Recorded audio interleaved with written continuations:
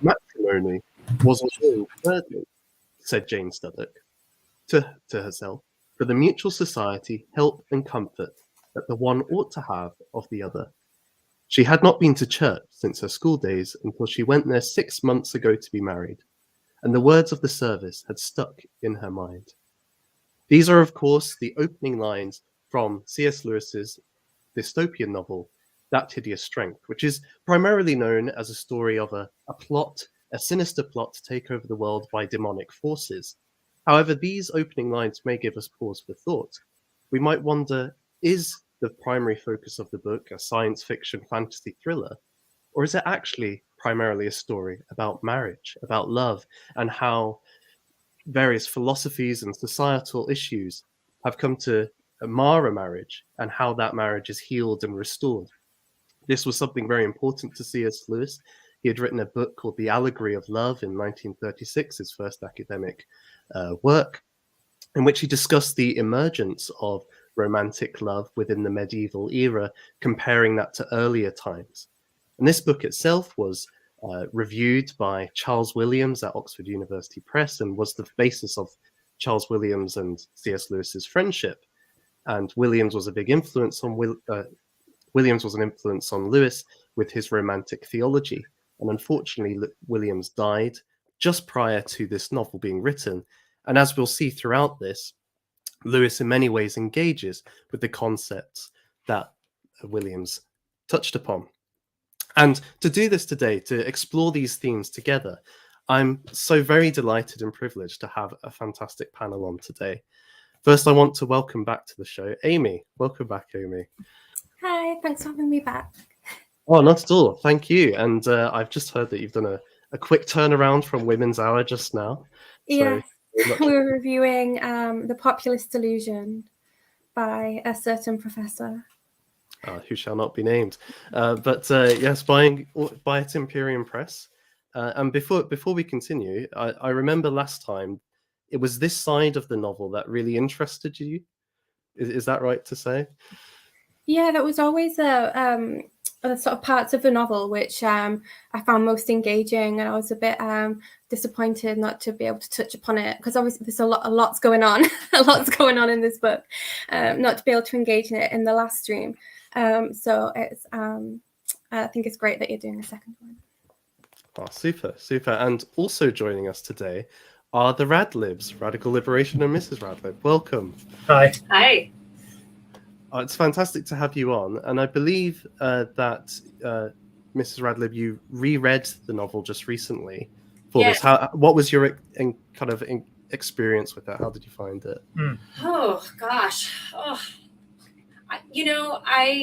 had the impression upon just completing it today that this trilogy, but particularly That Hideous Strength, is sort of C.S. Lewis's magnum opus. There's so much of many of his works that are coming into play in this particular book, and they're just sort of overlaying and overlapping, and I don't know. It's very dense and multifaceted and very, very enjoyable.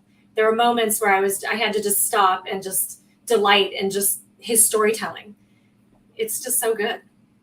Very good. I mean, that's all you could ask for from a book, I suppose. Yes, yeah, absolutely. Which I got to say is impressive, because, as we mentioned last stream, he directly referenced one of his nonfiction essays.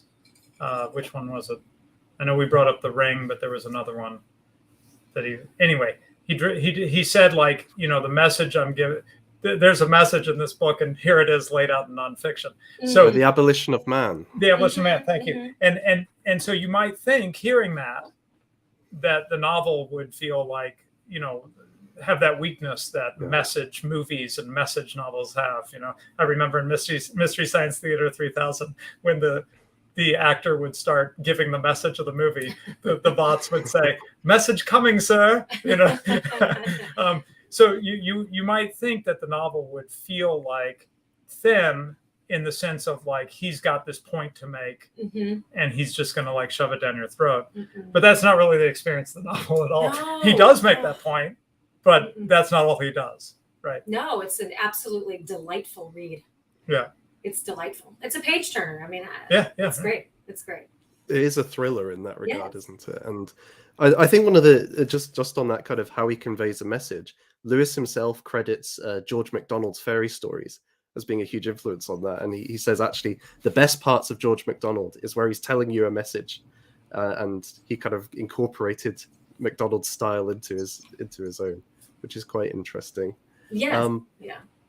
So I guess before we get into specific parts of the book, I just wanted to give everybody in the panel an opportunity to give their kind of first impressions of how Lewis portrays kind of romance, and what your thoughts were on his portrayal.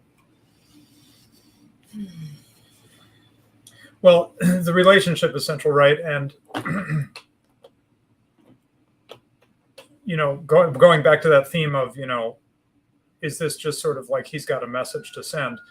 You could take it, and that would be an aspect of it, as a critique of, modern ideas about relationships and about gender roles, sex roles, and so forth. And that's all there. But I don't think it would be fair to reduce the central relationship between Mark and Jane to, that they're just types, right? Because they do, I think, both feel rather realized, and in the case of Jane, almost a familiar character, right? For you, which we'll get to that later. Okay. He's not pointing fingers. Yeah, I agree with you on that, because they aren't being, to some degree they're being stereotyped, right? Because Jane, she's like the modern woman. Well, but it's more than that. She's modern in the sense that she finds her own femininity to be silly. She actively rejects the feminine aspects of herself because she believes that she won't be believed if she is feminine. Those parts of herself are parts of her that she considers silly, almost childish. And so she pushes those parts away. But in doing so, she disintegrates herself. And so I think, while certainly their marital story is interwoven throughout the book, each one of them has to do some work individually before they can actually come back together, right? So she has to integrate those parts of herself before she can then be willing to see her husband as he is. She has to see herself for whom and what she is before she can actually see another person, namely her husband. Does that make sense? Yeah, definitely. I think it really gets to the idea that both parties, neither is totally to blame for the problems in their marriage. They're both to blame, and they both have to go on a journey throughout this book, and they're two very different sets of experiences lead them to have various transformations, which are so important to, well, where they may end up with it. We're never told for sure. I was going to say that he had the scarier part, but the rougher part, but actually she dealt with some pretty frightening, as I think back, she actually had some pretty frightening moments herself. Oh my gosh. Well, she was tortured yeah, I forgot by about a that, sadistic dominatrix. Right. and she did experience the living God, which may be quite terrifying. Amy, did you want to come in on this?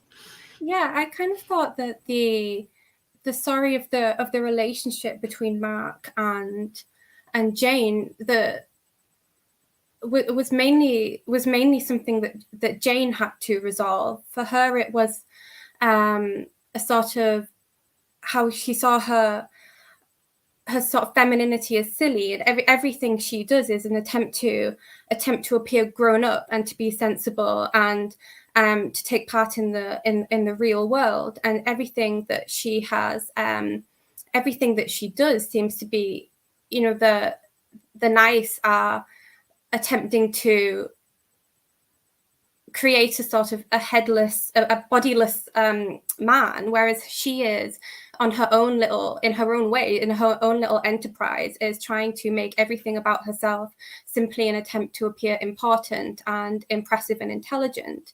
And so for her, it's more of a period of time in which she's overcoming these reservations until gradually letting down walls and stopping curating herself and pushing aside her pride. And it's a series of events that lead to her doing that. And then it's not until she has the sort of interaction with God in the garden at the end, in which she's finally able to let down all of her pretenses and to just be what she is supposed to be.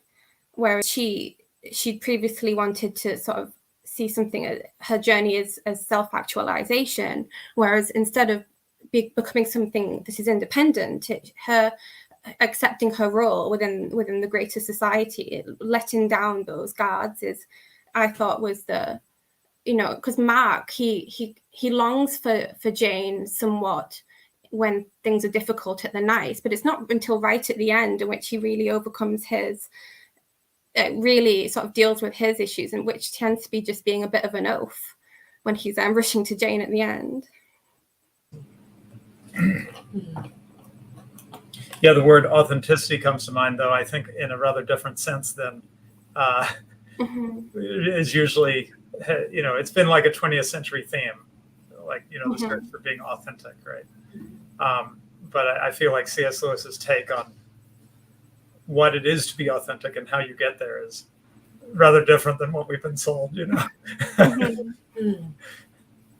It's also, and I think that was a really good way you put it, Amy, that she's totally independent from everybody else, or she wants to be, but that's a myth, and she has to learn that over, not beginning first with dependence on the community of St. Anne's, and then recognizing that their input into her life may be helpful for her. We see this at various points. And then finally accepting that actually she may need to rely on her husband in various ways. Which she didn't. Sorry. No, you go ahead, Amy. When she leaves St. Anne's, I think for the first time, there is a point in which she's thinking to herself about not wanting to get involved in this group of people. And she says she would not get mixed up in it. She would not be drawn in. One had to live one's own life to avoid entanglements and interferences had long been one of her first principles. Even when she had discovered that she was actually going to marry Mark, if he had asked, he thought, but I must still keep my own life. And this is her philosophy, and this is goes down to why she will not have a child, because for a long time, one has to keep one's life to live. Yeah, you just hit on one of my favorite themes, Amy, which is the obsession with autonomy. Quick political rabbit hole. I think that's wrongly blamed on libertarian thought. I don't think it actually does come from the great philosophy of social cooperation. It comes instead from other sources. But we see it as a huge value all around us, right? And I think Lewis was certainly seeing it in his time, that there is it is like a good unto itself to be autonomous, to be independent from others in some kind of really extreme sense, right? You go find yourself. you don't like do this within the community. You like leave the community. You go find yourself, right? And I could give many other examples, but the quest for autonomy seems to be a really huge part of modern values, and one that I think is just completely, along with egalitarianism, I think it probably has nearly zero value to it. And egalitarianism is the other main thing that Jane wants in her relationship with Mark. Yeah, so it's this kind of almost not necessarily contradiction, but the seeming contradiction between radical autonomy and equality mixed together in their relationship. And to that end, I wanted to kind of begin a more detailed discussion by reading a passage from quite early in the book. Jane has been Just pulled suffering. up. Oh, I said, I wonder if it's the same one that I just pulled up. I'm eager to see. Okay, so Jane has been suffering with dreams that at this point she thinks are hallucinations of some kind, but they seem to be matching with reality, and that's what's freaking her out about these things. And Mark comes home from a college meeting, and he finds Jane crying on the floor on the doormat. And so the next morning they have the following interaction. And I should say at this point as well, they have very few interactions throughout the book. Often they're separate for most of it, which is indicative of the division between them in their marriage. Right. And this is one of the few times we actually see them in an extended dialogue. It's quite early in the story. "Do you feel quite all right this morning?" said Mark. "Yes, thank you," said Jane shortly. Mark was lying in bed and drinking a cup of tea. Jane was seated at the dressing table, partially dressed and doing her hair. Jane thought she was annoyed because her hair was not going up to her liking, and because Mark was fussing. She also knew, of course, that she was angry with herself for the collapse which had betrayed her last night into being what she detested, the little woman of sentimental fiction, running for comfort to male arms. But she thought this anger was only in the back of her mind, and had no suspicion that it was pulsing through every vein and producing the clumsiness in her fingers which made her hair seem intractable. "Because," continued Mark, "if you felt the least bit uncomfortable, I could put off going to see this man with her." Jane said nothing. "Supposing I did," said Mark, "you wouldn't think of asking Myrtle over to stay?" "No, thank you," said Jane emphatically. And then, "I'm quite accustomed to being alone." "I know," said Mark in a defensive voice. "That's the devil of the way things are in college at present. That's one of the chief reasons I'm thinking of another job." Jane was still silent. "Look here, old thing," said Mark. "There's no good beating around the bush. I don't like going away while you're in your present state." "What state?" said Jane. "Well, I mean, just a bit nervy, as anyone may be temporarily. Because I happened to be having a nightmare when you came home last night, or rather this morning. There's no need to talk as if I was a neurasthenic." This was not in the least what Jane had intended or expected to say. "Now there's no good going on like that," began Mark. "Like what?" said Jane loudly, and then, before he had time to reply, "If you've decided that I'm going mad, you'd better get Breezeacre to come down and certify me." So I think this little interaction conveys already some of the things that we've been talking about with Jane. Her defensiveness when Mark offers to give us, seemingly offers to give us some support, and this fear of relying on kind of the masculine. And this is something that is raised later in the book, that she's told essentially that she's resisting any intrusion of the masculine into her life. And I want to throw that open as a kind of initial point to everybody on the panel. Yeah.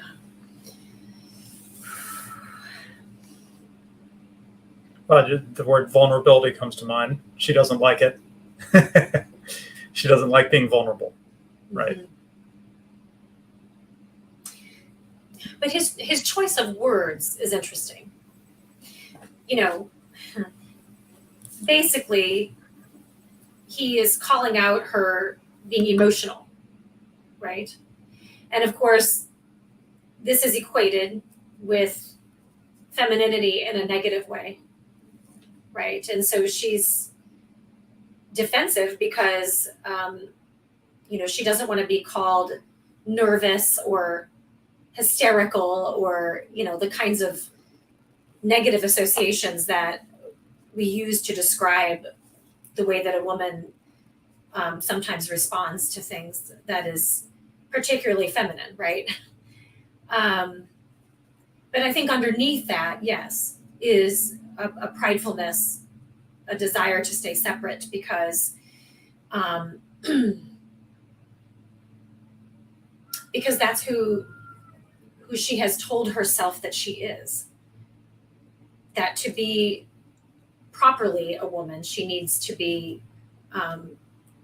shored up emotionally and not needy and unfortunately thus disconnected from her husband.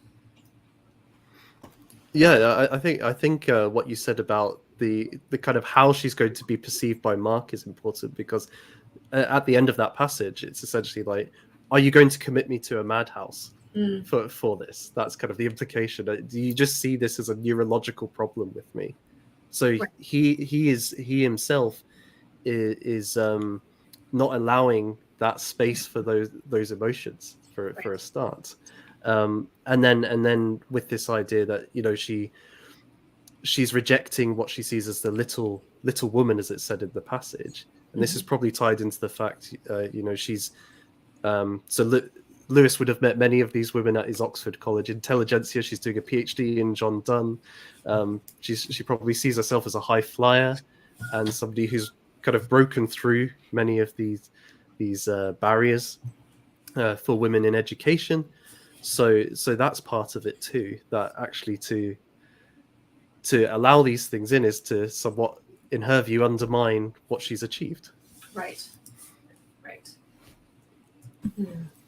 Yeah, and she says at the end, when she discusses this with Ransom, at the time he's being referred to as the director, but he says that she's attempting to repress her femininity, and not in a way that Freud would use the term repression, but in her way in which she's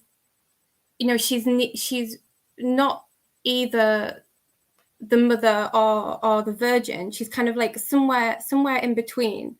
And whenever she has these periods in which she is upset, she has the sort of feminine side comes out of her, but in a way that she's sort of willfully destruct. So shortly after that discussion she has with Mark that morning, she made him like an extremely elaborate breakfast that she didn't want to eat any of, and then destroyed it almost sort of subconsciously. Yes. Yeah, it's rather passive aggressive way of getting back at him for not, as you said, giving her the space to feel what it is that she's feeling. And so that rejection on his part then comes back at her, and then she feels some self-loathing, as a result of it. So things aren't going very well for them. They're not doing very well. Well, so let's ask then, what's Mark doing wrong here? Because to a surface reading, you might think, oh, he's trying to be helpful. He's fussing over Jane. He's asking if he should stay. So what do you see in this passage which he's doing wrong? Well, I don't know if I'm giving him too much credit here or something, but there's sort of more than one thing I see, and they're in conflict. One is that he says, well, maybe I shouldn't go see Wither. And I can't remember the context, sort of, if we've given any hints before or after that, but I wonder if this is him a little bit not being sure about this path, and maybe this would be an easy out, sorry, couldn't go, I needed to be with my wife, sort of a way to get out of something that he is drawn towards, but deep down feels some hesitation about, right? Mm-hmm. But then he says, I'm doing this for you, which doesn't feel. I'm trying to find this other job so I can be around you more, And he's putting the decision. Go ahead. Amy. Oh, he's putting the decision on her, Yes. which in itself is not. He should be the one being decisive. But then on the other hand, if he had, in the state their relationship is at that time, if he had just said what he was going to do and he had just dealt with the situation, that's also something at this stage she hates. So there's not really anything he can do at this point. She's not receptive. It does seem that she does drastically overreact to what he says. But then there's nothing he can do, really. I guess one thing that's jumped out at me is in the line that he says, I could put off going up to Wither, it's italicized, the could. And that way somebody kind of, by their tone of voice, they're saying, I could do this thing, but by their tone of voice, they're saying, please don't make me do this thing. Mm-hmm. Yeah, you might be right. That kind of came across to me, that he's saying that, he's posturing, and this is something he's accused of later in the book, that he tends to posture all the time and say what he thinks other people want him to say rather than just being upfront. When actually, as we find throughout the book, he's a man obsessed with career advancement or getting into the inner ring, right. which we discussed last time. And at one point he's offered a way out of the institute by Dimble. He's being threatened. He believes he might get killed by the institute at this point as well. But Dimble says, I will help you. And Mark says, well, I need to think about this. It might damage my career. And you're just thinking, like, this.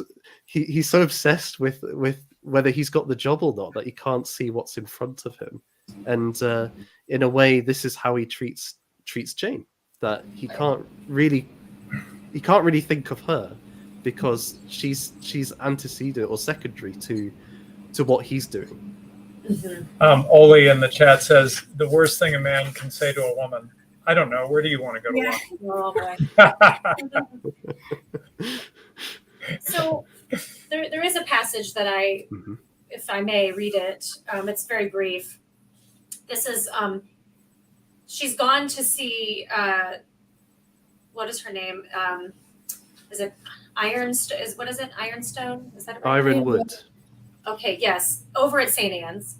Oh. And she's leaving, and it says here, some resentment against love itself, and therefore against Mark, for thus invading her life, remained. So she's already had a little bit of a taste of something different, but she's still wrestling with this. And it says she was at least very vividly aware of how much a woman gives up in getting married. Mark seemed to her insufficiently aware of this. Though she did not formulate it, this fear of being invaded and entangled was the deepest ground of her determination not to have a child, or not for a long time yet. One had one's own life to live. And I wanted to read this because Mark also does not want to be entangled with his wife. He wants to continue living his life. And his life is, he is so, as you pointed out, so deeply motivated by moving forward in his career. But underneath that is this profound need for acceptance. He's very insecure. And that is what he is bringing to his relationship with his wife. I mean, he can't even say, I am going to do this one thing. He has to ask her if he should do this one thing, right? Should I stay with you? Instead of just making a decision. It's everything he says, his insecurity just oozes out of him. And so how is a woman? So if the man is supposed to be the leader in the relationship, spiritually speaking, what is he offering her to follow?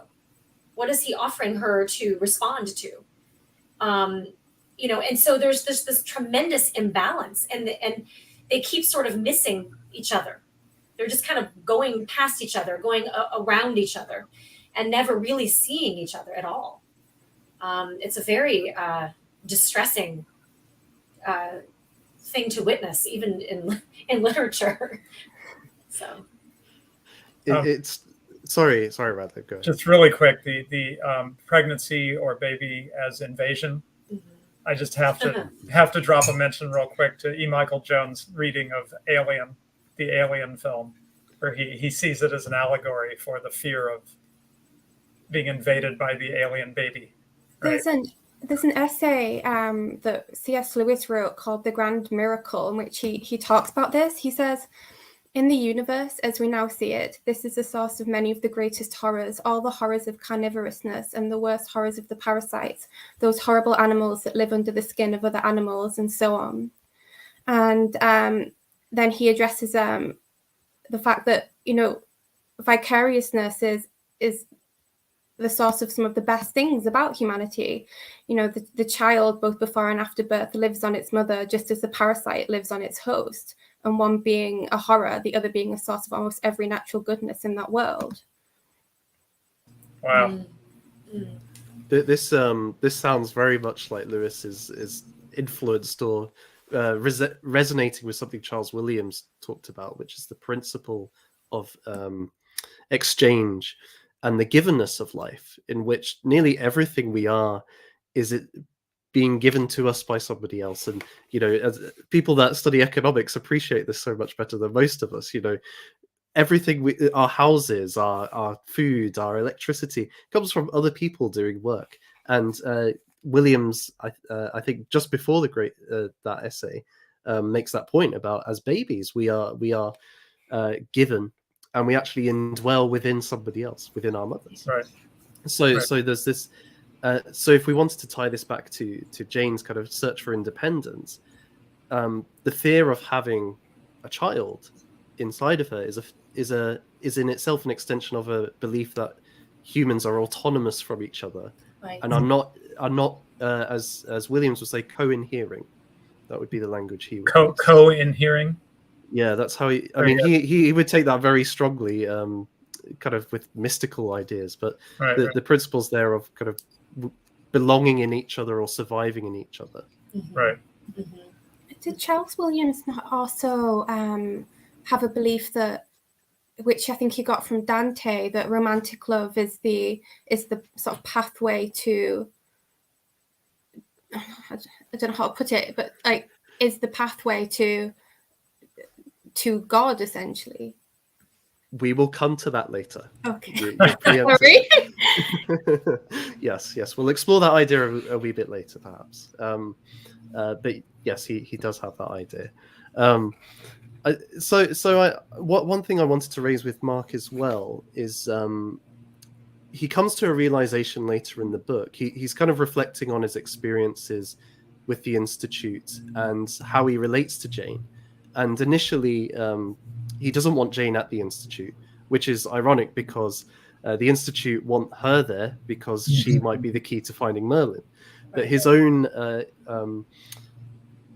fear that she will, her presence there will make him fall out of the in-group means that he doesn't bring her, which is a kind of brilliant irony. But he realizes later that really what he wanted wasn't necessarily Jane, but a great hostess for a wife. That's somebody that could entertain his academic colleagues and make him look great. Yes. And this, he wasn't really wanting her per se, just somebody that could fulfill that role. Yes. Right. Sorry, I got to make an absolutely fabulous reference. Sappy has this great moment where she says, "No, I'm not going to come with you, Mom. I'm not going to have you walk in with me next to you and have everybody go, oh, she does this and she does that and she takes care of a daughter. How does she do it all?" Right? The child or partner as what's it called when you wear jewelry with your clothing? Accessorizing. Accessorize, yes. It's like, what is he talking The about? child or partner as accessory, right? She helps me with my career. She helps me look good to others when she's on my arm, right? All that sort of thing. I remember that part, and I'm actually flipping through because I thought I wrote something down. I'm not going to be able to find it, but so I mean, he wants to use her. He's not interested in her as a human being. He's not interested in her soul. He's not interested in winning her heart. He's just interested in what she can do for him, in helping him get ahead. Now, wives can be very helpful in that regard, right? As a helpmeet. Right? Yes, it can. Wives can be good hostesses and can make their husbands look good, look better. All those kinds of things. But the fact that that was one of his core objectives, I mean, just shows, again, it reveals his insecurity, his selfishness. That he as he is now is not capable of being the kind of man, the kind of husband who can call out of her womanness, her womanliness, her femininity, all those kinds of things. He is incapable of it at this point. And there's another reason he doesn't want her at the Institute is because he realizes that she would just sort of take one look around and think, this is stupid, this is ridiculous. He wants someone who can help him get ahead, but not get ahead practically by offering practical advice that he quite doesn't himself realize. He wants someone there who's just going to flatter him. Right. Right. I guess so one thing that Lewis talks about in the allegory of love is he comments on how prior to the Middle Ages or the medieval era, love or romantic love isn't really a concept in much literature as we would understand it. So somebody like Odysseus, he loves Penelope just the same as he loves his house or his property. And that's what really jumped out at me when Radlib talked about Jane as being an accessory to Mark. It's that same kind of relationship. It's only really later on, in Lewis's view, that this kind of romantic love, valuing a woman for who she is rather than just a woman in general, really emerges as an experience. And I wonder then if Lewis is almost drawing upon that idea that Mark, like so many men, sadly, see it in this kind of way, and it's actually quite a unique thing. Sorry, what do you mean by Mark? In what way does Mark see it? Lewis would say, like Odysseus in the Odyssey, in the Iliad, sees his wife as he loves her like he loves his property, is what Lewis says. And so I was just thinking about what Radical Liberation said in terms of this idea that she's an accessory to him. So he loves her in the sense that she can, just like he would love his property, something he can use for his advantage, something that's good for him, but not for her own intrinsic worth, or for her, I guess, would be the idea. Yeah, he has that realization towards the end after he's escaped Nice, and he's going to meet Jane at St. Anne's, where he says that he just sort of blundered into where great lovers, knights, and poets would have feared to tread, and she's sort of represented as this beautiful garden that he's just sort of blundering into, and with his sort of lame masculine ways. It's not really towards it until the end where he starts to think of her as something that is beautiful, that is sacred to him. And why do you think that is? I'm not sure. It is one of my. I do think that with regards to the book itself, I'm not. I do have the impression that Lewis just kind of slapped loads of things together to some extent, and that there are some aspects of it which I think aren't quite. I didn't quite follow, and one of those is Mark's relationship to Jane. It just seems to all kind of come about at the end. So I'm not exactly sure, but where that realization comes from. When he's scared in the institute and he wants Jane, he wants her in just a comforting way, in a way that's not romantic, that's not sensual. And then it's not until the end in which he realizes that he's completely neglected that aspect of his life as a whole. Mm-hmm. I would argue that it is actually extremely sensual, the way that he wants her, the realization that he has this comfort that he wants. I think he's finally feeling something, So Jane is avoiding her and her femininity. She is pushing that part of herself away. But Mark is doing the same thing with his masculinity. He is, in an effort to maintain their separateness, they've both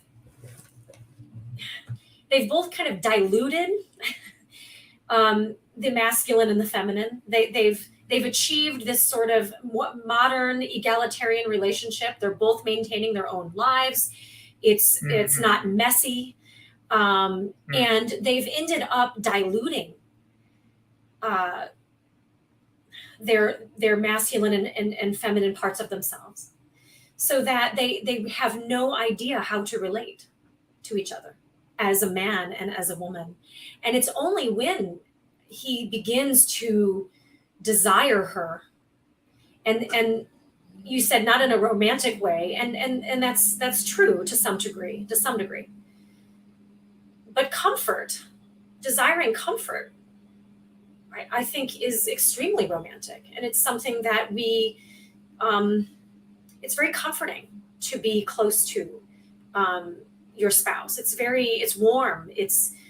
There's the being able to sort of relax into the warmth of it and the familiarity of it. And I think when he begins to desire that, that's when he has first actually taken his first step in the right direction. He's having the scales falling off of his eyes in terms of revealing his own, to use Christianese, sinfulness, the ways in which he has sinned against his wife, his marriage, God, and himself. But then when that desire begins to awaken, that's when I started to feel some hope for him. Yeah, I would say this, that we talk about, being in your head versus being in your heart. And then you go further and talk about your gut, right?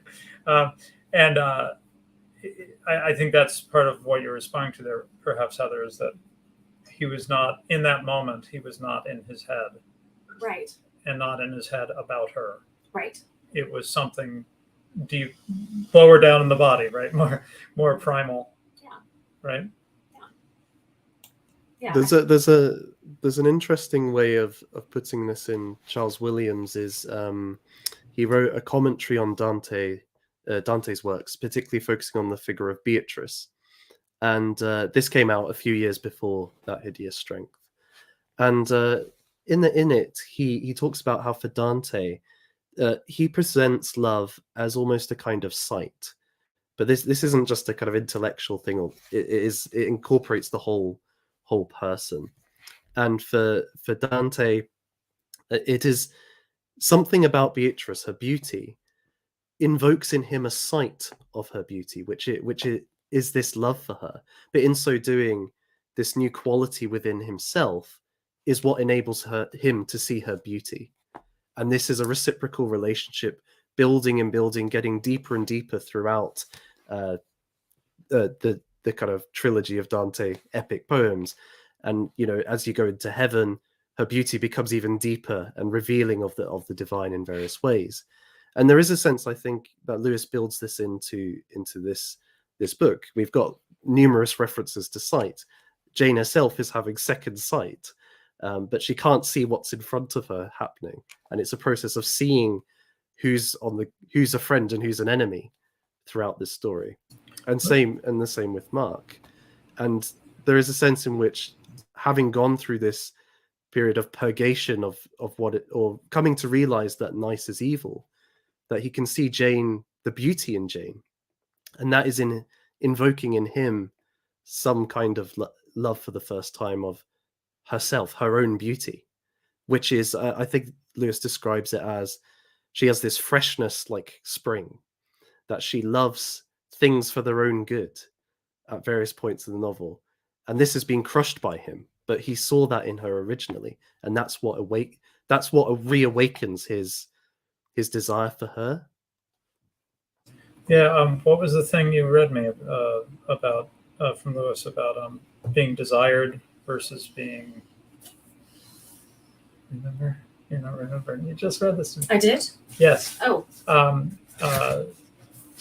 the sort of the bad side is. Is that where the beauty of Lilith is the desire? Yes. To be.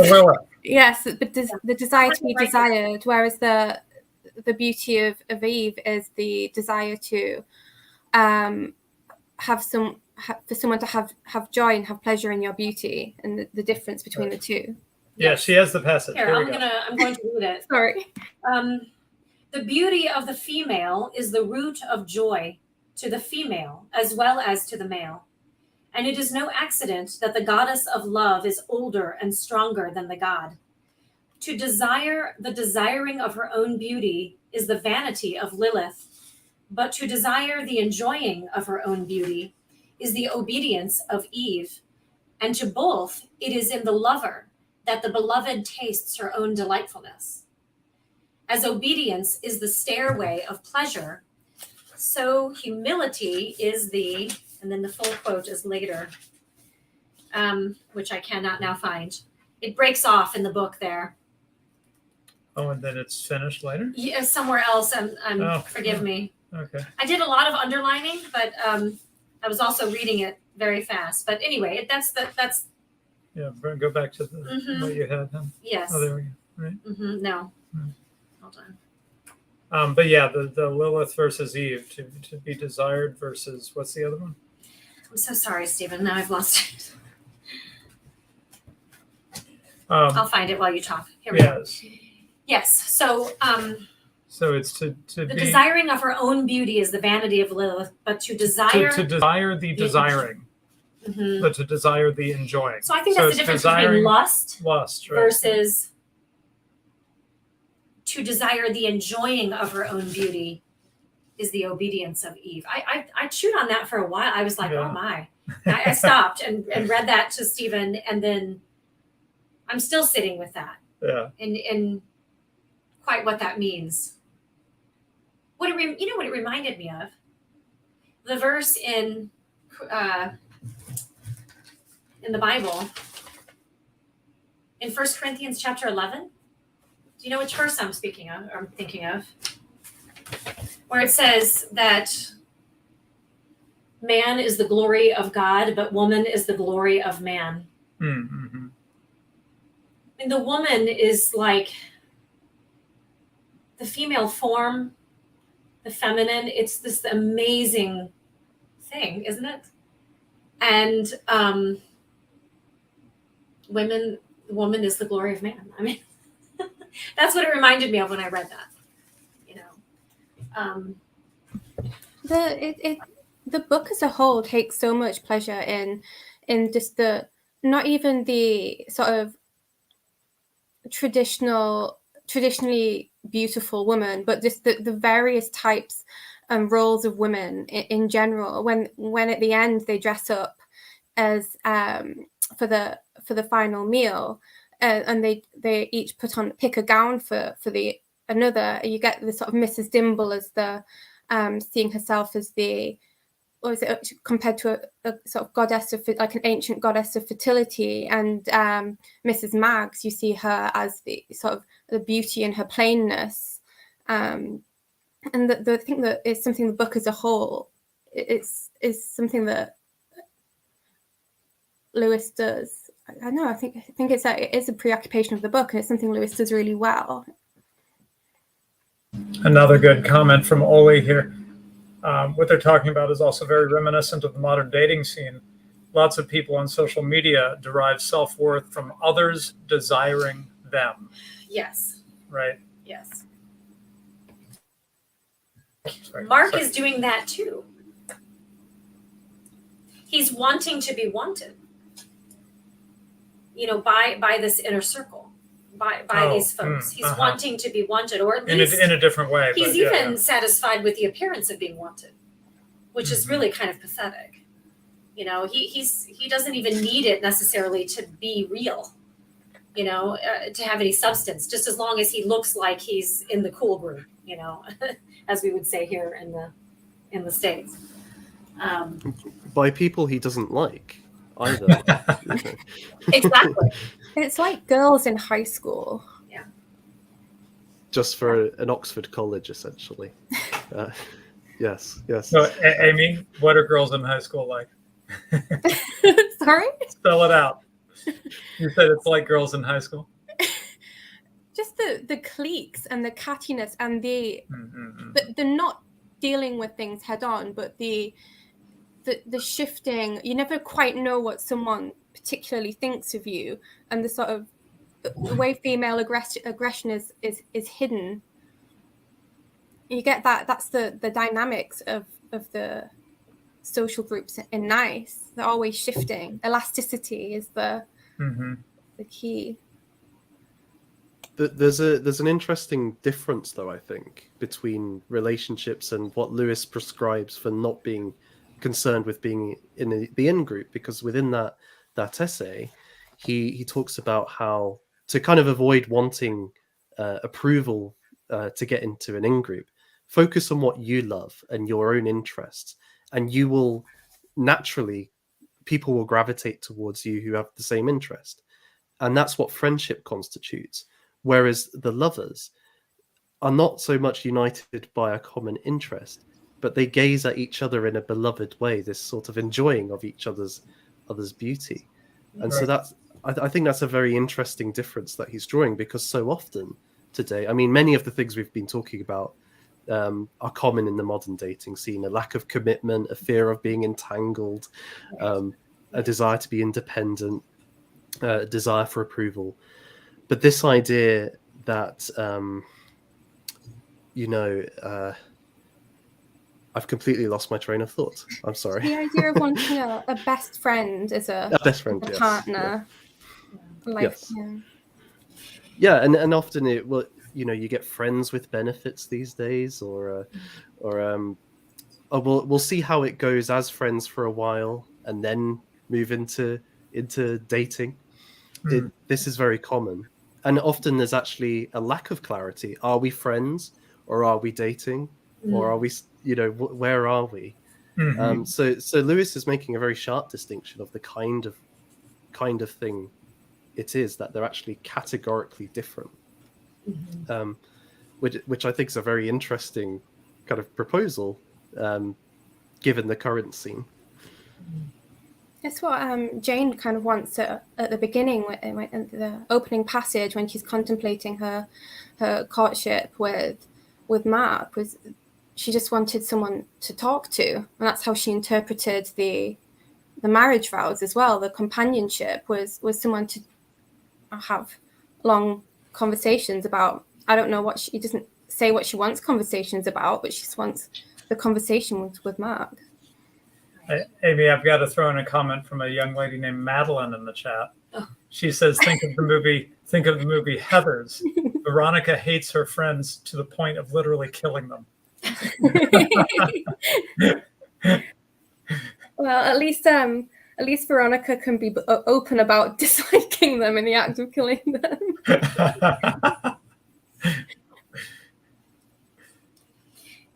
So I wanted to read a passage a little bit later in the book, and it's the first conversation Ransom Elwing, the director of the Company of St. Anne's, has with Jane, because I think he suggests some ideas in it which will be perhaps somewhat challenging, somewhat shocking to a modern audience about what's involved within relationships and within marriage, and it's also conveying, I think, what Lewis wants to say about it as well.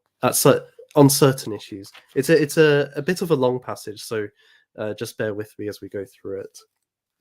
I'll start about halfway into it. "Mark never takes any notice of what I say," answered Jane. "Perhaps," said the director, "you have never asked anything as you would be able to ask this." He's asking Mark to leave the institute. "Do you not want to save him as well as yourself?" Jane ignored this question. She began speaking rapidly. "Don't send me back," she said. "I am all alone at home with terrible dreams. It isn't as if Mark and I saw much of one another at the best of times. I am so unhappy. He won't care whether I come here or not." "Are you unhappy now?" said the director. Suddenly she ceased at last to think how her words might make him think of her, and answered, "No. But," she added after a short pause, "it will be worse now if I go back." "Will it?" "But is it really necessary?" she began.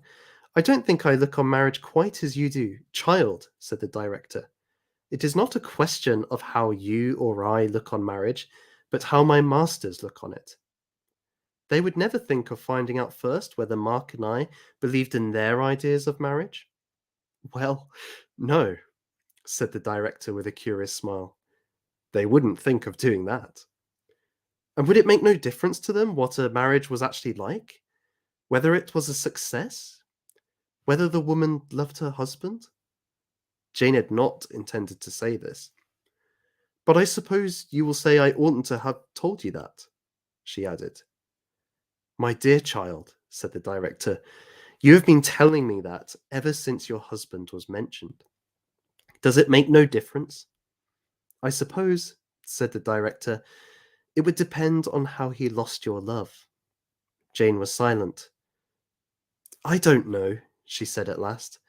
"I suppose our marriage was just a mistake." The director said nothing. What would the people you are talking of say about a case like that?" "I will tell you if you really want to know," said the director. "Please," said Jane reluctantly. "They would say," he answered, "that you do not fail in obedience through lack of love, but you have lost love because you never attempted obedience."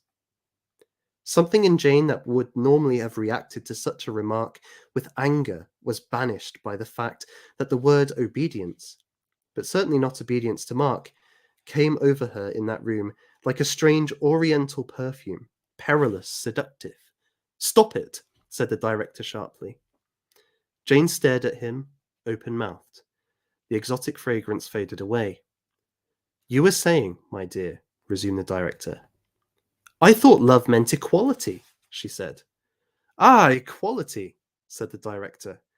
"Yes, we must all be guarded by equal rights from one another's greed, because we are fallen, just as we wear clothes for the same reason. But the naked body should be there underneath the clothes. Equality is not the deepest thing, you know." "I always thought that was just what it was. I thought it was in their souls that people were equal." "You were mistaken. That is the last place where they are equal. Equality before the law, equality of incomes. That is very well. Equality guards life. It doesn't make it. It is medicine, not food. But surely in marriage, worse and worse," said the director. "Courtship knows nothing of it, nor does fruition. They never warned you. No one has ever told you that obedience, humility, is an erotic necessity. You are putting equality just where it ought not to be. As to your coming here, that may admit some doubt." So just before we launch into this amazing passage, which is filled with so many themes, I just wanted to note that when Lewis uses the word erotic, to a modern audience, that might just sound like he's just talking about sexuality. But he's talking about a much broader concept. Romance might be a better way of describing it, or eros as he uses it in the Four Loves, which incorporates sexuality, but is not limited to it. It is this gazing on the beloved, this sight of the beloved, which draws that affection forward. That's what he means by the erotic, just so we're clear on that. So I want to open this passage up to the panel and just ask, what drew you with it, and what are your thoughts on what he said here?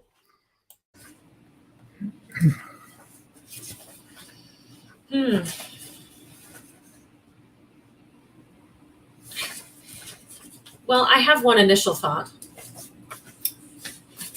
which is that Jane hates the part of herself that responds the way only a woman can respond to a man. So because she has pushed this part of herself away, and has made equality the end all be all, so to speak, of a relationship, she has essentially killed any opportunity for erotic to exist, because there must be difference, there must be hierarchy in order for there to be erotic. There just must. I underlined this entire passage in the book because it's very dense and really, really wonderful. Well, what does that? What does hierarchy mean in this context then? What kind of relationship is that?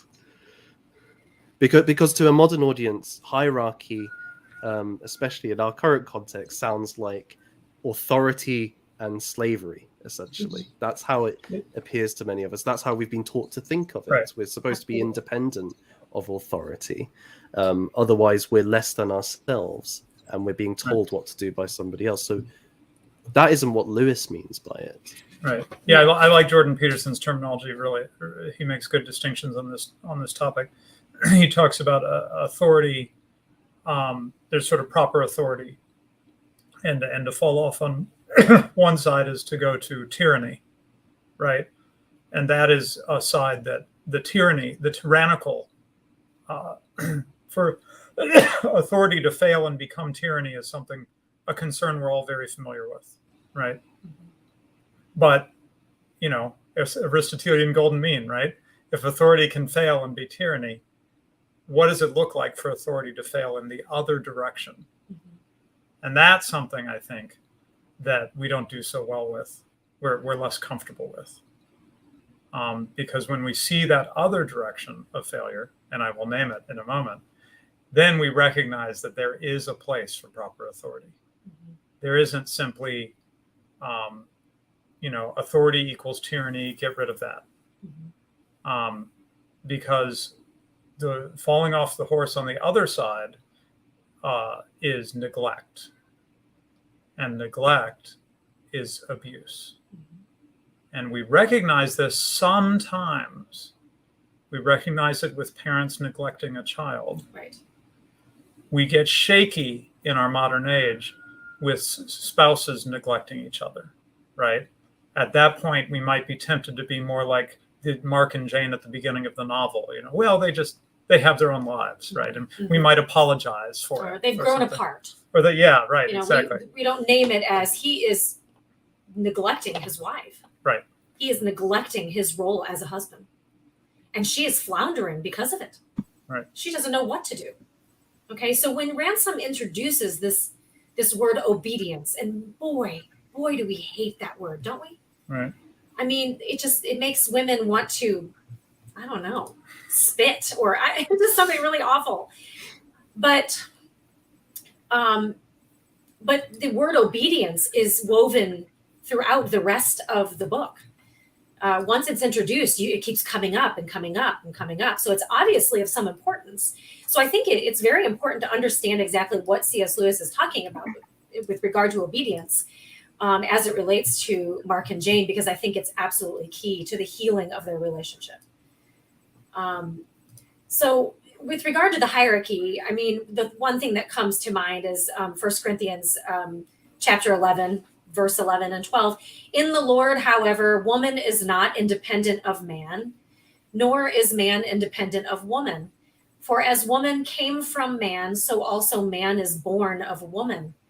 But everything comes from God. So within the hierarchy, and the hierarchy that I'm speaking of is that men are spiritually positioned as being over the woman, and the woman is spiritually positioned as being subordinate to the man. Within that hierarchy, there is an interdependence that is interwoven. We are deeply, deeply connected to one another. However, when there is an ignoring or a denial of the spiritual reality, then you get essentially an emotionally and spiritually dead marriage, like what we're seeing here with Mark and Jane. Neither one is willing to take up their position and act within their role. And so it's interesting that Jane is the first one who is being asked to step into her role rather than Mark. Mark is lost. He has given himself over to the enemy. He, obviously it doesn't mean he's going to be lost forever, but as of right now, he is in enemy territory, and he is under the control. And so when Ransom introduces this idea of obedience, I mean, you can see it really kind of shakes her to the core, right? Let me turn back to the passage. I don't know if you want to say anything. I mean, to put that just in context while you're looking for that, earlier on, the Denistons, who are kind of followers of the director of Ransom, they ask Jane if she can get the permission of Mark to come and visit the director. And she is seething at this comment. She's kind of boiling with rage. Who do they think I am that I need the permission of my husband to visit this director? So that's the context in which then she's confronted by the director again, kind of repeating you need to show obedience, and you haven't. The Ransom, the director, is the first person to demand obedience of her, like with authority. He's the first person to do that, and with that, she sort of learns how to enjoy to be in a position of obedience, a position of subordination, and you can tell he's aware of that, because obviously it was described as a sort of sensual oriental perfume, and he's like, stop it. But he was the first person who showed her the pleasure of fulfillment that can come through obedience, and through that, opening the door to that, she is able to then go on to show obedience to Mark and to God. I wanted to go off on a tangent really quick, if I may. My mind jumps back and forth and the themes we're discussing, and something came to mind, Heather, that you shared with me that really blew me away. We talked about co-inhering, and there's another term I've heard, things being intertwingled. I like that. Anyway. That's cute. Yeah. And you told me something about when you have a baby inside you, mm-hmm. that they there's a part of their DNA, or what were you saying? There's a part of them that stays inside you, stays part of you. Yes. Did you remember the details? It was a study that I read, that when a woman grows a child inside of her, some of that child's cells, like on a cellular level, stay with the mother forever. I mean, all of our children are with me in my body. Right, including ones we've lost, right? Right. So isn't that beautiful? And I just think that part of what Ransom is calling to us here in this passage is to see that kind of profound interconnection is there in a marriage, just as it is in the relationship between a mother and a baby. Mm-hmm. Right.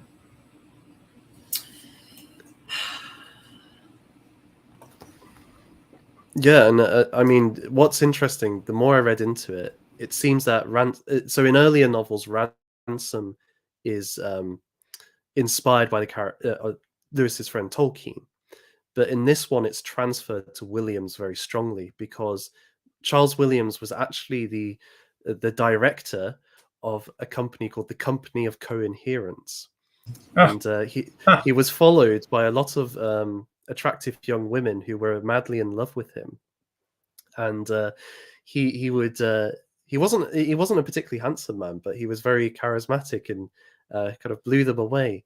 But he would then, rather than take that on in himself, he would pass them off to young men within the company to kind of direct their love towards them. And I can't help but feel that Ransom is in the same way directing Jane back towards Mark throughout this book in a kind of Charles Williams way. And the very fact it's the Company of Coherence just ties in so beautifully with what you're saying, Radlib, this idea of the mutual interdependence of husband and wife, which the idea of the isolated autonomous person or the two equals doesn't convey. Right, and not just interdependence, but interconnection. Mm. Right. I shared recently when we had a Mrs. Radlib's dream about courtship, I believe, of the spiritual feeling after we got engaged. An hour or two after we got engaged, we were at the theater, and I described this feeling that of something sort of coming out of me and like going around her, so that she was now part of me. Because it's my belief based on the scriptures that when a man and woman commit, then they are married, and the marriage certificate and all that sort of the ceremonies are sort of a separate thing. I mean, I'm not saying there's anything wrong with them, but I don't think that profound spiritual oneness that I felt it waits on the government certificate. Right? It's a spiritual reality that I was able to feel and look back on, and like I can visualize it. I can visualize this coming out, enfolding her, and now we are together. And it's the scriptures put it as being one flesh, right, as well. So you can't get more interconnected than that idea that you're one together in totality. It's not just a contract. And not just a kind of soul independent of body. It's the whole. It's everything together. Yeah. Well, I've been sort of thinking about this idea of how to convey about obedience, about this idea of obedience. And I think what I want to say is that Jane, as a modern woman, and even as I look around and I see, women today with feminism and all that, there's a lot of lack of restraint.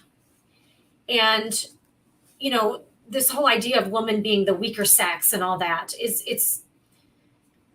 I don't think that's biblical. I don't think women are the weaker sex. I think that women are extraordinarily powerful. And it is a necessity to restrain that power through obedience. And there's a tremendous, and actually, it actually concentrates our influence as a woman when we choose to be subordinate, when we choose to be submissive. And again, what I mean by submission is not being a doormat or being passive, or there's not passive at all. It is a very, very active, sometimes very difficult decision. And so, and the other thing I think is, when Ransom is calling her out in terms of not being obedient, he is putting a mirror in front of her and saying, look, you say you're lonely, you say you're all alone, but you're not willing to allow yourself to expose yourself enough to have the kind of companionship that you've been desiring since the very beginning, and then I also think that he's not just referring to obedience to her husband, he's referring to obedience to God. He's saying you need to surrender to God. Yeah, just on those couple of points, I think the idea that so we've been speaking about how it's the desire to be enjoyed. So this idea that a woman can give her beauty to somebody, and this is an active choice throughout, but it's a very particular giving. It's in that regard. And then on this idea that it's involving other loyalties or other kinds of obedience. Well, Lewis thought that romantic love particularly emerged in the medieval era because of a culture of feudalism, where one already has an automatic kind of conception of total devotion to your lord. And this then gets translated into kind of chivalric total devotion to a woman. And this thing carries on throughout. And it's very interesting that Ransom himself is the descendant of King Arthur. He is supposed to be a feudal lord, as it were. And throughout the whole book, as it was mentioned, there's a choice. You're either obedient ultimately to God, Mal el Dil, or to the devil. Both sides demand obedience. There are no autonomous individuals at the end of the day. You are a servant of one side or another. You just have to choose who you're going to obey. You might be deluded as to whether you're actually obeying them or not. I think some in the Institute think they're doing it for science and not for the devil. But actually, they are servants whether they like it or not. Wait, sorry, go ahead. I'm sorry. It was unmuted. It was muted. Sorry, I'm still learning how to do this thing. So if you, just a little bit later, it says, but you see that obedience and rule are more like a dance than a drill, especially between man and woman, where the roles are always changing. So, I would say that it's not about the law. It's not a drill. It's about the interdependence. So the obedience is more about the submit ye one to another than it is about the tyranny that you mentioned, a man lording himself over his wife, right? Because that's there's no place for that in a Christian marriage. Once a man begins to do that, he's already overstepped, and he is not being obedient now to God. So there's just no room for abuse, in terms of the kind of obedience that Ransom is describing. So real quick, I wanted to share what I taught to my students. I worked with, through a ministry of my church, I worked with inner city girls and did Bible studies with them and so forth.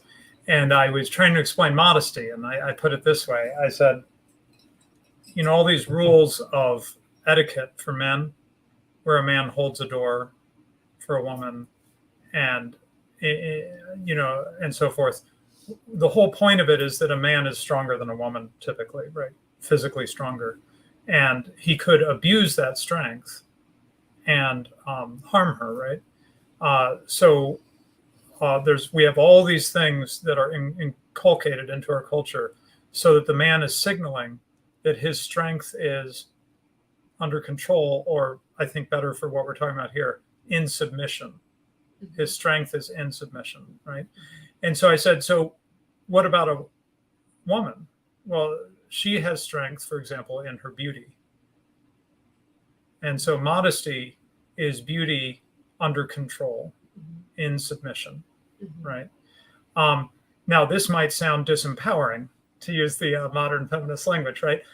But I think we are now, as one of the people in the chat already called out, we're now seeing the reductio ad absurdum of going the other way, of using your beauty exploiting your beauty, and that is, the OnlyFans and the, um, constantly seeking validation, and using your looks to manipulate, right? Mhm. And I think what we're already seeing is that is in fact disempowering.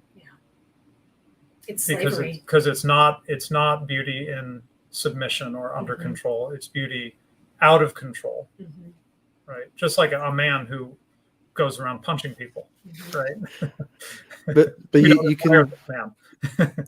I think you can see this in the flip side of the modern dating thing as well, because one of the things that's been emerging within this sort of sphere is the online pickup artist idea. And part of what that gets at, and I know Women's Hour has discussed this at length, but part of what appeals to that, I think, is they do recognize that there is hierarchy. They do acknowledge that fact against the widespread affirmation of total equality and independence. But where it goes wrong is it's not really about it's not Eros, actually. It is in Lewis's sense, it's not romance, it's not seeking a woman for her own beauty. It's actually an abusive relationship where one uses a woman. Yeah. So but it hits on the truth of hierarchy, but it takes it in a direction which you just said, there is no place for many of these things. So I think that's an interesting kind of overcorrection almost within the sphere. Yeah. Amy hasn't talked for a while. I'm just thinking, where would with the manosphere thing, there's the idea that without this just raw masculinity, there isn't going to be the women move in the direction that Jane moves throughout the novel. Whereas in the novel there is Ransom, that he has come, and he is through Jane. He is bringing Jane into obedience. He's the one bringing Jane into obedience. But what his criticism of the Christian right is, where does that come from now? Where would we get that? What is our Ransom? What is our director?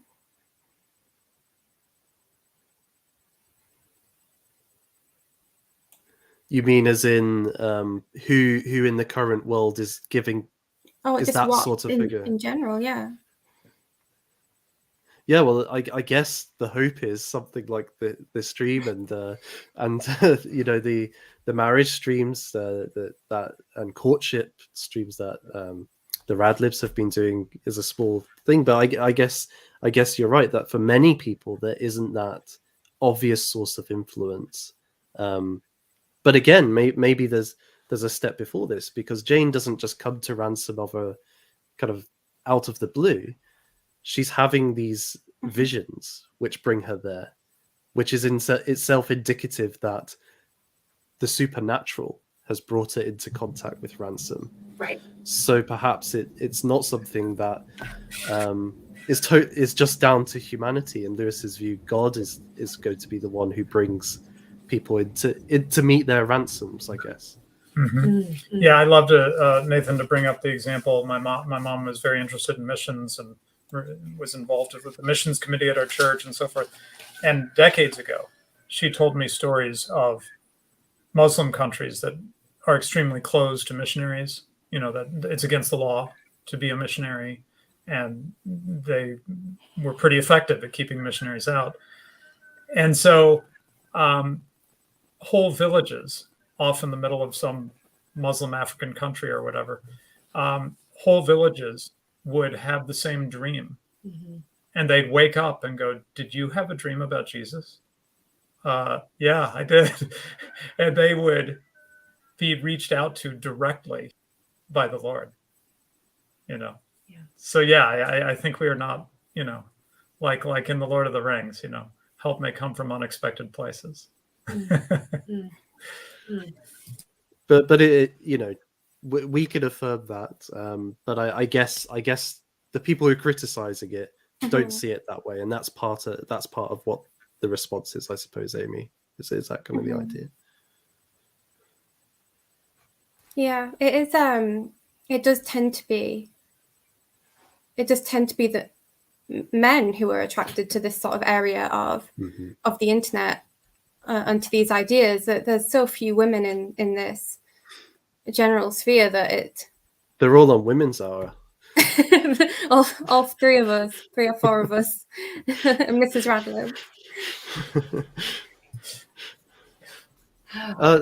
So one question I wanted to raise. I'm aware that time's moving on, so maybe we should move to a slightly different topic. But I just wanted to comment on the effect Ransom has upon Jane.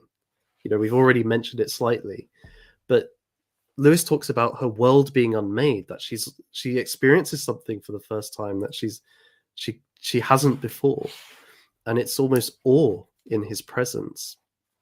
And to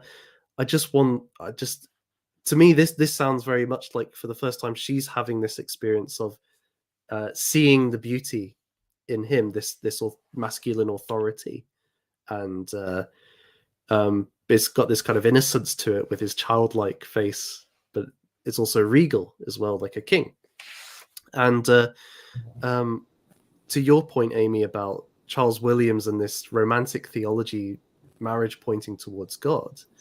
For Williams, it's the beauty we see in another is their redeemed state in heaven. It is a foreseeing of their perfection in the future. And so its origin is in the divine. So the more we come to know it, the more we come to understand it and adore it, the more we are pointed towards the divine for Williams. And I think we see this with the character of Jane, in that the more she comes to know Ransom, the more she comes to appreciate him and what he's saying. This is actually the gateway to her experiencing God. And Ransom even, I do think Lewis disagrees with Williams at a point, because Ransom says this relationship with God is like the super masculine upon the feminine. And Lewis seems to suggest it's not, to a certain degree, whereas Williams would. But it's still this idea that through him, through Ransom, she is kind of then led by experiencing just a small microcosm of that beauty to something much grander.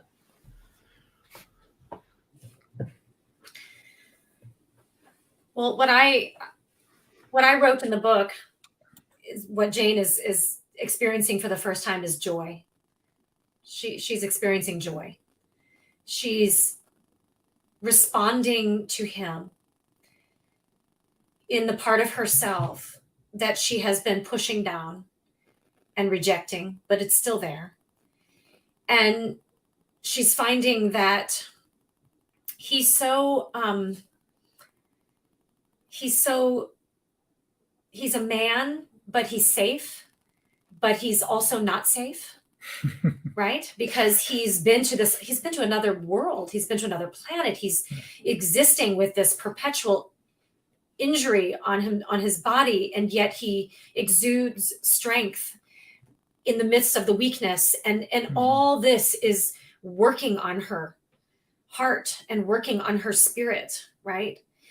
Such that she can't stop herself from responding to him as a woman would respond to a godly man, which is that she wants to submit. She wants to obey him. She wants to please him in a way, but she's feeling joy. There's an innocence to it. And, when I say submit, when I say please, some people might go immediately to sexual things, but that's not it at all. It's a religious experience that she's having with him, because he is embodying the Lord, and so she keeps coming back to this feeling of joy, and she hasn't completely surrendered to it yet, but she's gotten a taste of it, and she can't stop thinking about it because it's so good. It's so good, and she wants more of that. And so thus begins this sort of wrestling within herself about, the self that she has been presenting is not really her true, real self. And so that starts to come up for the first time. And it's a beautiful thing to witness, that she's finally allowing herself to experience the peace and the self-acceptance that comes from this joy that's bubbling up in her. Would you read that? You want me to read this? Just that underlined passage. Okay. And she rejoiced also in the consciousness of her own beauty, for she had the sensation, it may have been false, in fact, but it had nothing to do with vanity, that it was growing and expanding like a magic flower with every minute that passed. I remember I became a Christian when I was 23, and it was a profoundly spiritual experience for me, very much apart from religious kinds of places and disciplines. I actually became a Christian at a commune. Oh, concert run by a commune. Yeah, at a concert, a festival run by a bunch of Christian hippies that owned a commune, and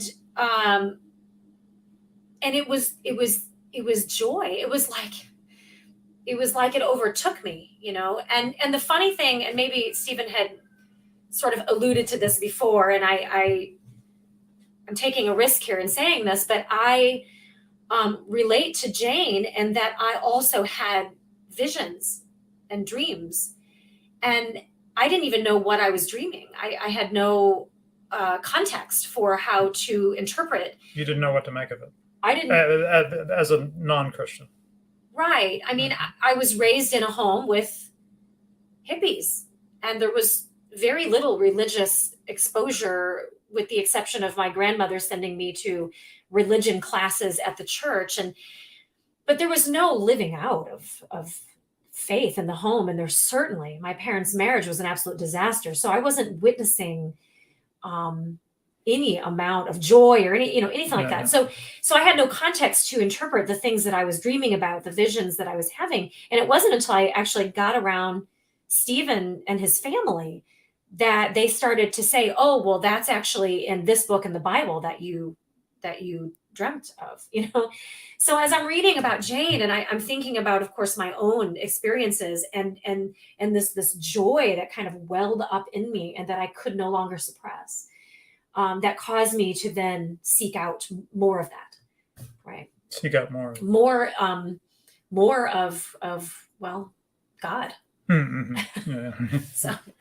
Yeah, and the theme of joy, right, is one that Lewis hits on in his own testimony, right? Surprised by Joy is the name of his autobiography, but it's not just a catchy title. Mm-hmm. It is his experience. It's his emotional experience of coming to God, mm-hmm. right?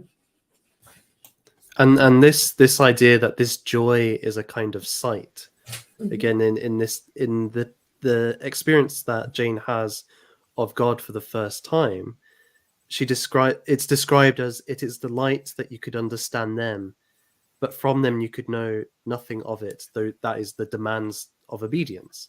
Everything finds its context, and Lewis famously said Christianity is like the sun; it shines upon all of his life and helps him to understand things in the world. But when he says Christianity is this joy, it's this experience of the beauty of God, I suppose, that gives that framing.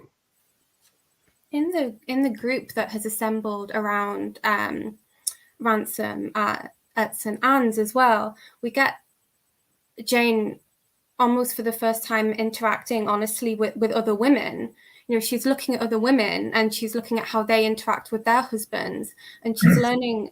She's not just learning from Ransom, but Ransom has provided a situation in which she can learn about what her role is. At first when she moves there, she wants to take her tea alone in her room, and Mag says to her, you'll see how we do things here. And the contrast of her kitchen, at the beginning of the book, which is just empty and sterile and there's nothing to do there, with the top clocks just ticking, it's all alone, to a place where all of these women and these couples are centered around a hearth in the kitchen, and learning how to fit into spending your life with other people is something that she learns primarily through women and through observing other women. Yeah, And older women mentoring the younger woman, right? Which is something we've really lost. I mean, I think that community is essential to the success of any marriage, and we have found that we've been very much alone, in terms of extended family or that sort of thing, and it seems to be something that we've lost as a culture. That marriages are supposed to function sort of an island unto themselves, and the marriage is autonomous. And then the husband and wife are autonomous. Everything's autonomous, right? Right. But it produces despair. Right. Because life is difficult. And we need help and guidance and encouragement. Yeah, she's uncomfortable with it at first, isn't she? She's rubbing elbows with these other women and kind of wanting to recoil a little bit and wanting to position herself as being sort of slightly above them, but then recognizing that, that's not consistent with my egalitarian beliefs. So I don't want to appear stuck up or, conceited or, so she's sort of wrestling within herself of, how she can fit into all this, right? But then there's a warmth and a goodness that she feels from the company, the sort of ragtag company of people that you would not normally think of as being together. And she's comforted by it. And I think she learns to rest a bit in that comfort and find her place. I love it that you brought up the two kitchens, Amy. I hadn't even noticed the contrast between the kitchens until you brought it up.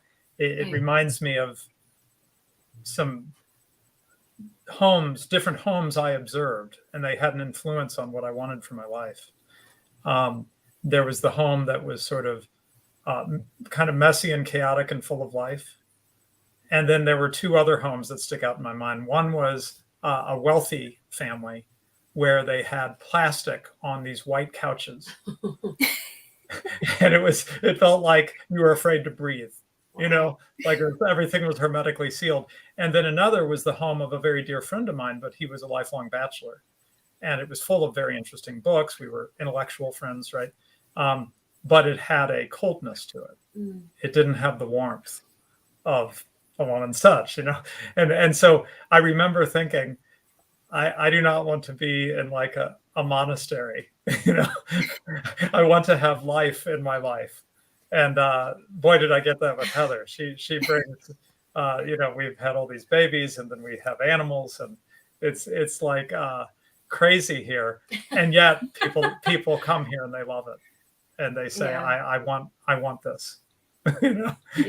I have a friend who would come over and would just sit down on the couch, and then I'd see her kind of go, like she just relax and, I mean, praise God. I'm happy for that, Wow. This is so immense. What are we going to do, Nathan? We could go on for hours more. I know. But what do we want to make sure to cover? Your dinner hour. Well, just before we move on to another point, because I just really wanted to bring this in, because we're talking about community and its importance. When the ladies are going to get dressed for dinner at the end of the book, Ransom sends them to a room that doesn't have a mirror. And this surprises Mother Dimble, but Jane says, "I don't believe we were meant to see ourselves." He said something about being mirrors enough to one another. And actually, the other three women who continually will pick for the other woman which dress she should wear, and Jane relents to this. She accepts this, and it's in part because she comes to acknowledge she's made by God, and so she might be wrong about herself. There's actually a purpose to her life or gift she has that she is not recognized, and they recognize in her. Yeah. So the importance of community and again in interconnection, in seeing what's in somebody else that you can't see yourself, is so important here. But you mentioned animals, and at the end of this book, on the dress scene, real quick, I just have to say, I just thought it was a great comment. I swear it wasn't because it was from Madeline. But I scrolled back. Sure enough, it was from her. She said, "I still can't believe that a man wrote that dress scene." Yes. Anyway, sorry. Go ahead. Well, it's quite interesting in that Lewis seems to have been an extremely undomesticated person. There's like a bit in that Humphrey Carpenter book where his brother recalls how he used to just empty his ash onto his carpets and said it was good for them. So. Yeah, it's quite amazing how he manages to see in. Yeah. I mean, I think if you go reading in, like in one of the, so an essay on equality that you mentioned, Amy, he cites Naomi Mitchison, as a kind of source for a lot of his commentary on women. So that's something to explore for the future. But you mentioned animals being at your home, and all the animals come to town at St. Anne's at the end of this story. So the chapter is called Saint Venus at St. Anne's, and those of you who listened to the trailer will know that was Venus from Pulsed the Planets. And Venus appeared in the title scroll of this video. We have elephants, we have bears, Mr. Bultitude and Mrs. Bultitude. We have mice, we have jackdaws, we have bats, and they're all pairing up together. And at the same time, the Dimbles are going off with themselves. The Mags are kind of reconciled, and Mark and Jane are going to meet together at this kind of bridal or marriage suite that they've prepared before. So it's this amazing outpouring of love, of Eros, across all these species, and Ransom talks about it being almost like where humanity is supposed to be. Yeah. I'm reminded of a joke that at the end of a Christian pornography, a Christian porn, the woman has a baby. Where is he going with Christian porn? I know it's a ridiculous thing to say, right? But I think what they're getting at is we know the secular portrayal of sexuality, right? Right. What is the Christian portrayal of sexuality and eroticism? Right. And that's part of why Venus at St. Anne's, I think, is such an important chapter, because people just don't even know what in the world is. Is there another way to look at it than what we've been given? And Lewis tries to give us a taste of that in this chapter, and he does not hold back, right? I mean, it's not scandalous, but it's, Yeah, I mean, they're talking to Mr. Bultitude, and they're like, "Look, I know you want her, but you can't do it here. Go outside to Don't let the ladies see you." Is that what Kirkpatrick says? It's so funny. But so here, in light of what Stephen just said, I'll read this. So Jane is gone into the garden to think about some of the things that Ransom has said to her. And she says, his comparison between Mark's love and God's, since apparently there was a God, struck her nascent spirituality as indecent and irreverent. Religion ought to mean a realm in which her haunting female fear of being treated as a thing, an object of barter and desire and possession, would be permanently at rest. And what she called her true self would soar upwards and expand in some freer and purer world, right? So she's wrestling with this idea of physical love and connection to her husband versus the spiritual. And can these things really come together? What does it actually mean to submit you one to another and become one flesh? And she's really wrestling with this, and I think this points to an old heresy, right? That being embodied is somehow sinful in and of itself. And, C.S. Lewis addresses this. I'm forgetting where this quote is from, but he says, look, God never intended us to be just spiritual. Otherwise, he wouldn't have made food and wine and made us able to consume it. Okay. We are embodied. He wants us to be embodied. He wants husbands and wives to be embodied. He wants them to be one flesh. This is a thing of beauty. It's a very spiritual, emotional, it's connection on as many levels as we will allow it to be. Right. I can't find the quote, but there's a section in which Mrs. Dimble is preparing the room, and Jane's reflecting on it, thinking, if things of a sexual nature were brought up in front of Mrs. Dimble, she'd likely be just evade it. But Jane is feeling extremely uncomfortable in this in this scene in which Mrs. Dimble is creating a space for her and Mark, and she says that she could just talk about love and sensuality in an academic way, whereas Mrs. Dimble can, in the creation of this room, act it out. And in the end, Mark describes Jane's previous outlook as a laboratory outlook upon love, and this sort of extremely cold, sterile world she's created for herself, in which she thinks she's the modern one because she can discuss these things on an academic level, but she's not able to act any of it out. It's Mrs. Dimble that puts all the flowers and lights the candles. Yes, but she's leading, right? She's giving Jane permission, because she looks at Mrs. Dimble as this motherly, very pure kind of person, right? Very safe person. And for Mrs. Dimble, it's so beautiful for Mrs. Dimble to be essentially preparing the marital bed for Jane. There's this beautiful permission, to go ahead and lie with your husband. Go ahead. It's okay. There's nothing inappropriate about it. There's nothing, it's okay to be lovers. Yes, I found the quote that you were just saying. That same laboratory outlook upon love, which had forestalled in Jane the humility of a wife, had equally forestalled in him, Mark, during what passed for their courtship, the humility of a lover, or if there had ever arisen in him at some wiser moment the sense of beauty too rich for use or earth too dear, he had put it away from him. So he was rejecting her. In seeing her as this sort of pure woman, he was rejecting her, and it felt so, he was putting her on this pedestal. He was worshiping her, right? And so his transformation is that he had to repent of his rejection of his wife. He had to repent of his idolatry of her. And he had to recognize that it was okay for him to partake of his wife, that this too, there was permission for him to do so. And, it really struck me that he looked upon his initial taking of her, if you want to put it that way, as stealing the rose without recognizing the hedge. He didn't properly ask her permission. He wanted to both have her, possess her, without really knowing her, and allowing himself to be known. So, it's heavy stuff. This is really deep stuff. I'm like, it's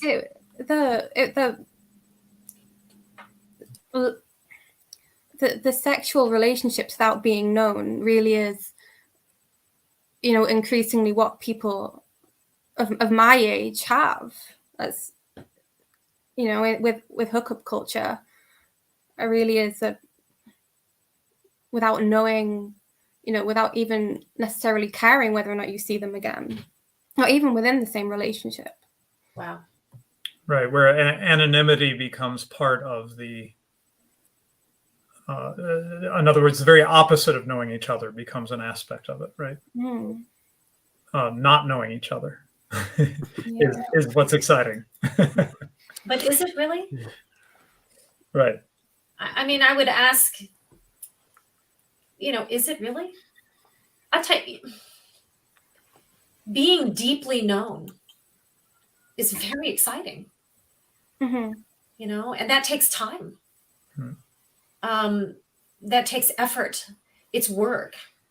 If marriage is a vocation, it's something that we're called to. Both men and women are actually called to. Paul, the apostle, talks about being called to a life of celibacy, being called.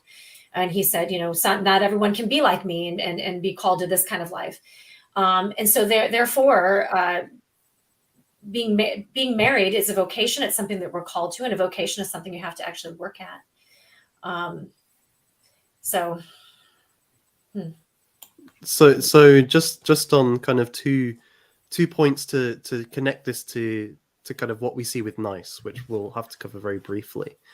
This kind of hookup culture, or this approach at sex without knowing who you're having sex with, as it were, is probably most represented in Miss Hardcastle, the fairy, who is this rather repulsive woman who she has the opportunity. She actually arrests Jane during a riot. Jane's trying to get home, and she's arrested on kind of the pretense that you're not allowed to go down that street. And in this meeting, Hardcastle continually calls Jane, "Oh, you pretty thing. You've got a pretty face, don't you?" And there's a very strong sexual element to this, in that she's not really interested in knowing who Jane is, anything about her. She's just getting some sexual pleasure, and actually, how she gets that sexual pleasure is by torturing Jane. Yeah. Committing violence against her. She seems to be loving the pain that she stubs her cigarette out on Jane repeatedly, and seems to be really loving this. And so she's head of the police in Nice, and she surrounds herself with very, I think it describes them as fluffy and girly girls. So this is very much something for Miss Hardcastle. Is this kind of surface, skin deep level desires that are motivating her in her relationships. Right. And then when Miss Hardcastle arrests Jane and takes her back to be interrogated or tortured, it's when the men leave the room in which Jane feels the most terrified. And it's interesting how, with how Radlib, you were saying how the men showing that they are more powerful but are restrained in their power with the courtesy of opening doors, pulling out seats, etc. for women, is that a woman, if Miss Hardcastle doesn't have that restraint, she doesn't, whether or not these men are good men is besides the point. They seem to have that, they still have that instinctive restraint there. Whereas Miss Hardcastle, that's completely absent in her. Right. Yes. Right. We're back to girls in the school again. Yeah. Merciless. Right. Right. Yeah, she's a very scary figure, because she isn't even, she seems to have no consciousness left. She has completely given herself over to the corruption of her desires. And she is out to gratify herself, sexually, by very, as you pointed out, violent means. And that seems to be, she's like an addict, because at every corner she's trying to figure out a way to turn it toward how she can get gratification in this way, asking to interrogate people, asking to do, and the men are constantly like, okay, now we're not going to go there quite yet. You'll have your chance. They seem to recognize that and use her in that way, because they know that that's what she's like. But it's very disturbing, very distressing. And she completely lacks any sense of, this is a bit, well, if she's torturing people, why does this matter? But she lacks any sense of modesty, in that when she's with Mark, she gives this overwhelming sense of being too close to him, of being too open with him, which he just finds completely repulsive. Yeah. She's like an American or something, right, Amy? Oh, wow. He likes to do that. Did you guys know that? He likes to throw out these one-liners, That's why we bring him on. Yeah, she is repulsive. It's just awful. It's just right. awful. So part of the point of bringing up Miss Hardcastle is that Lewis is not just giving us this sort of beatific vision of the community at St. Anne's, of Ransom as someone who is a godly man, right? Of the healing of Jane and Mark's relationship. We didn't emphasize it as much in this stream. We talked about more in the last stream, But of course, this is a dystopian fiction, as Nathan properly introduced it. And the dystopia is nice. And they're not just dystopian. I mean, that's what's incredible about Lewis here, right? It's not just dystopian in the sense that they have some political ideas about society that are bad.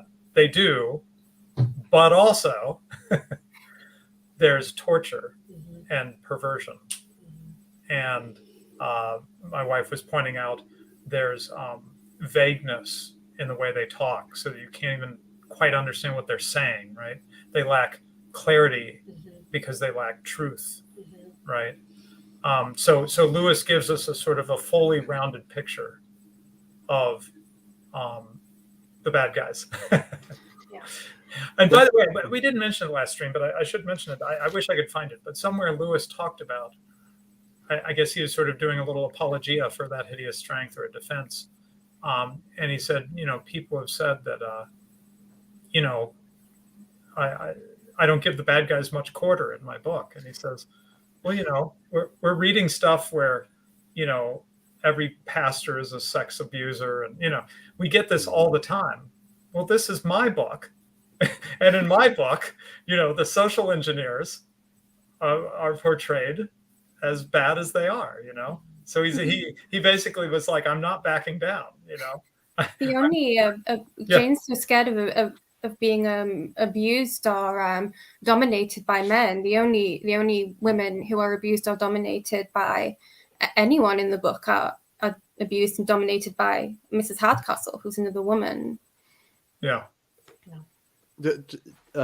Just on Nice itself and its kind of philosophy, I think perhaps one of the key kind of closing up comments is that for Nice, they want the elimination of marriage, essentially, because their vision is, well, at least for the scientists, their vision is to create not just a perfect human race, but a single man, and it's very clear, a man who will, through technology, his head will be plugged into this technology that will run the world, will eliminate the organic, because the organic is, involves death, and we want to conquer death.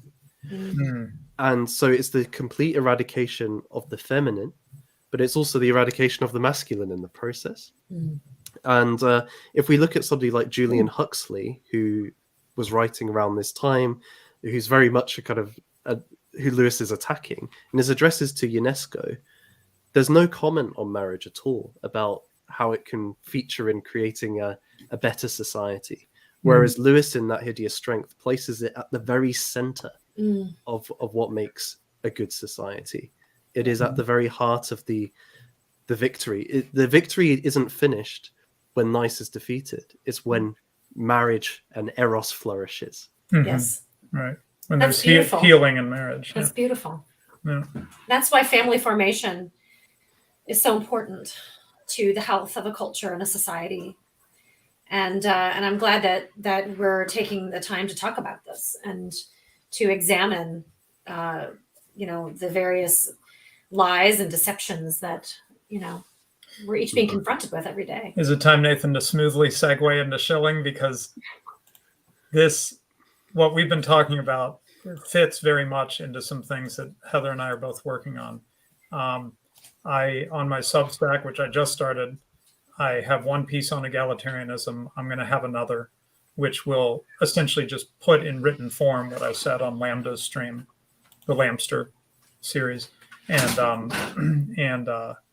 I alluded to some of it here: the nature of authority and where egalitarianism fits or does not.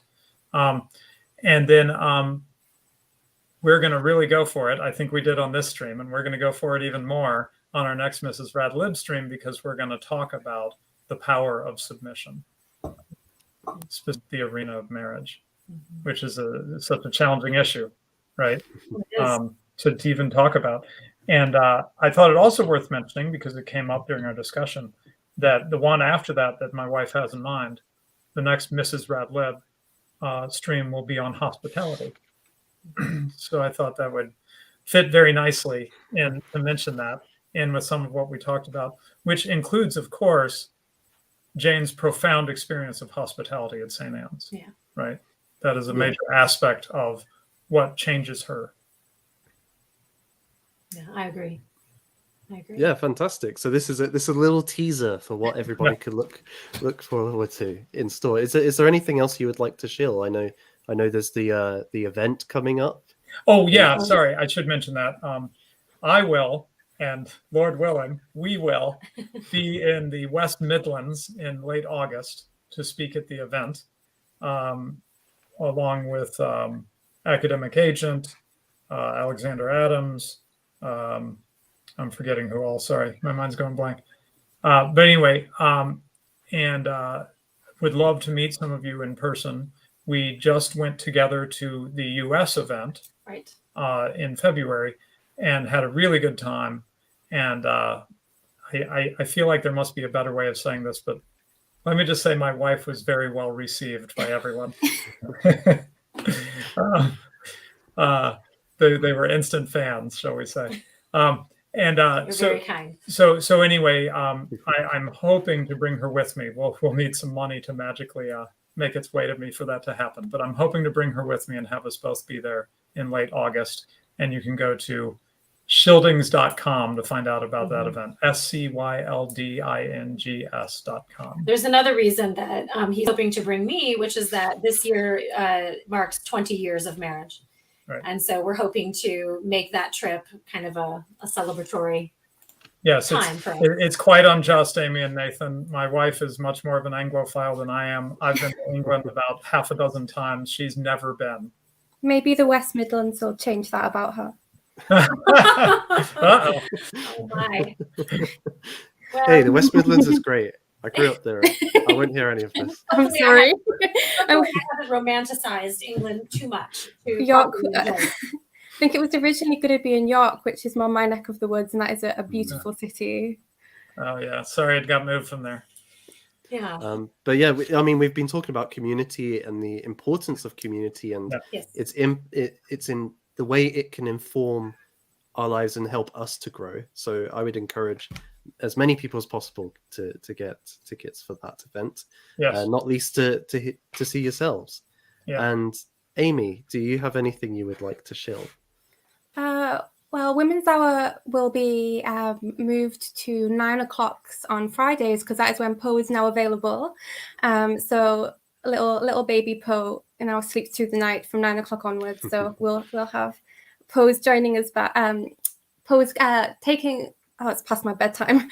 Poe is making a comeback to that, and I also have my own channel where I irregularly upload videos, and I'm going to the event in the West Midlands, so I'm looking forward to seeing you there. Hopefully I'll be able to meet both the Radlibs. Oh, fantastic. And I would thoroughly recommend Amy's channel. She's too humble about it, but you did a recent video which talked a lot about C.S. Lewis and the Inklings, which I think people would find very interesting. Oh, that sounds interesting. On Susanna Clarke and her novels, and I'm planning two on Shirley Jackson, which should be out in the not too distant future. Cool. Super.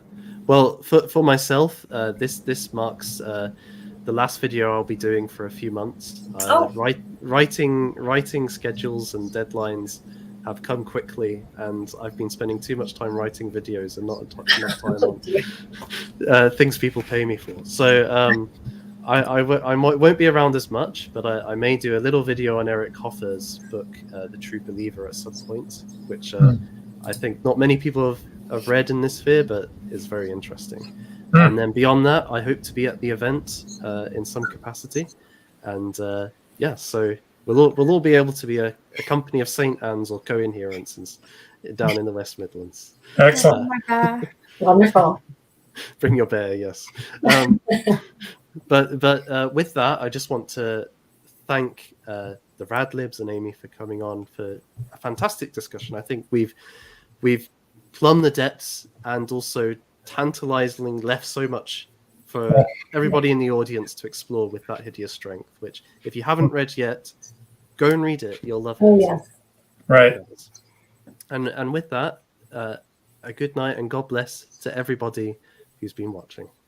Thank you. Bye. Good night.